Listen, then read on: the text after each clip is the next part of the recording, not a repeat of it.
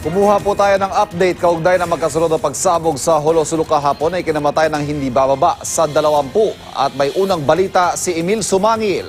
Live po ito. Emil. Good morning.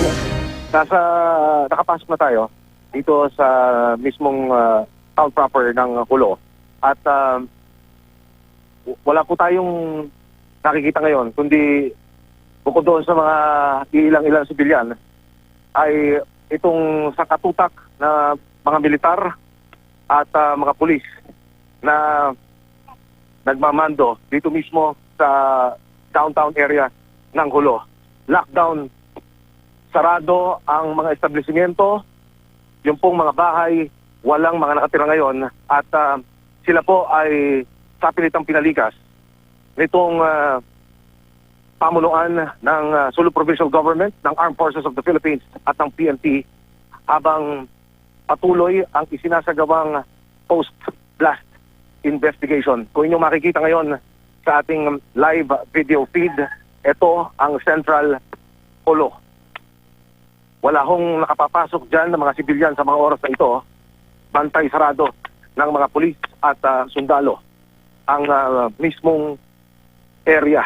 Habang kumakalat pa ng mga karagdagang ebidensya, ito kung inyong makikita, mga kagawad po ng PNP Soko at ng bomb squad, patuloy ho silang kumukuha ng posibleng mga fragments, mga ebidensya para matukoy kung ano pong klase ng papasabog yung ginamit. Inuulit ko po, wala hong nakapapasok ngayong mga sibilyan dito sa mismong area ng Central Downtown Hulo. Bantay sarado po ito ng mga pulis at sundalo. Kanina, binigyan tayo ng pagkakataon, very short lamang, para masulyapan ang Hulo Cathedral, itong Mount Carmel Parish. Kung inyo makikita mga kapuso, wala akong katao-tao dyan. Pagkanan, ito na ho yung simbahan. Mabilis lamang ito. Dahil dito ho yung isang roadblock at harang kanina. Dito lamang ho sa poste. Pakikita ko lamang, ito ang sitwasyon sa harapan mismo ng Hulo Cathedral. Kung inyo makikita, yun hong mobile ng Soko ay nasa harapan ngayon ng simbahan.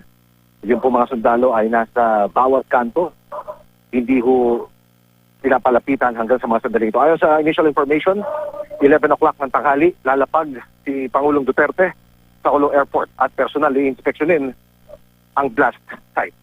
Balik muna sa inyo dyan sa studio. Maraming salamat, Emil Sumangil. Live po yan mula mismo sa Hulo-Sulu.